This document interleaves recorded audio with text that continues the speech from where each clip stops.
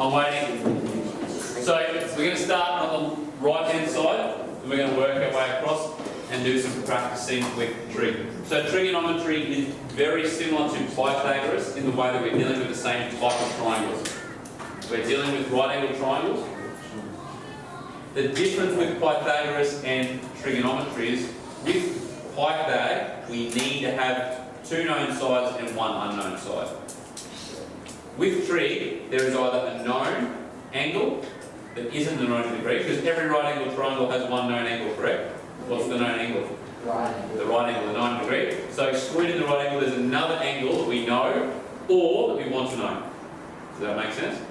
Now we're just going to start initially with a known angle, and then we'll start dealing with how we find an unknown angle. But before we can start doing anything with trig, we need to learn how to label our triangle. Because before we've done a squared plus b squared equals c squared, and the only side that really mattered was what? The c. We needed to make sure we got the c in the right spot. With trigonometry, we need to make sure we're nailing our sides, which one goes where. So we always use H, O and A to determine, or to label the sides. And the first thing we look for is the hypotenuse, because it's probably the easiest side to find, and the hypotenuse is always the longest side. Now we can also find that by finding the side that is opposite the right angle. Okay, so the hypotenuse is also opposite the right angle. So if you're unsure, so for example on the third example down there, that looks a bit tricky because it's a little bit off centre, it's not quite square and nice. It's hard to see which is our longest side. It's the side that's opposite our right angle if we ever get concerned. The reason I didn't put that up on the board is because I want to clearly differentiate the hypotenuse from the opposite.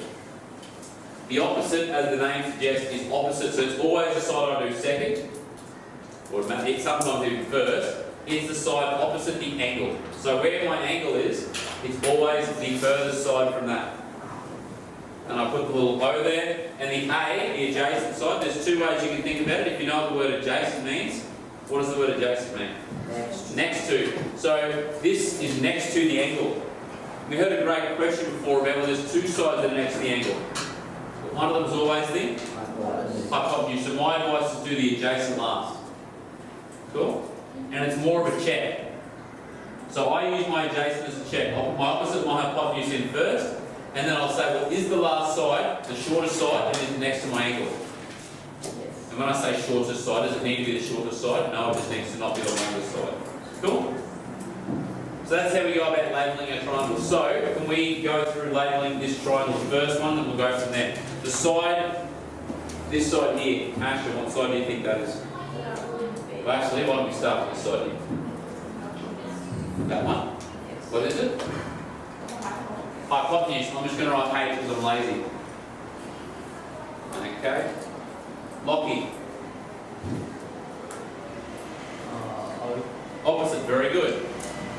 Opposite the angle, which leaves A. I check, is it not my longest side? Yes. Is it next to my angle? Yes.